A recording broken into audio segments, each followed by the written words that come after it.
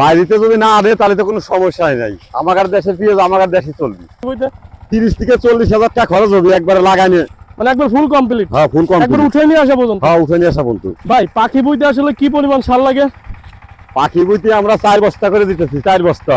4 বস্তা? হ্যাঁ এত সার লাগে? তাতে মোটামুটি আপনার পেঁয়াজের বই প্রস্তুত এই যে করা মানে এই মানে এ পর্যন্ত একটা মানে পেঁয়াজের যে চারাটা লাগানো পর্যন্ত আসলে কিরকম খরচ যায় পাখি বইতে?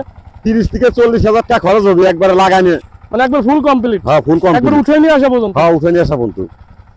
তো ভিউজ করে আর যদি ভালো হয় তাহলে আসলে পাখি বইতে আসলে কিরকম পেঁয়াজ 70-80 মণ করে হবে। শতাংশে কতটুকু হয়? শতাংশে ভালো হলে 3 মণ হয়। ভালো হলে সেরকম তো সবাই বানাবার পারে না, ও, এটাই আর কি। এই জমিতে কি আজকে পেঁয়াজ লাগানো হবে? হ্যাঁ আজকেই লাগাবো। ফরিদপুরে এবার ব্যাপক মানে প্রচুর লাগাইছে আর কি।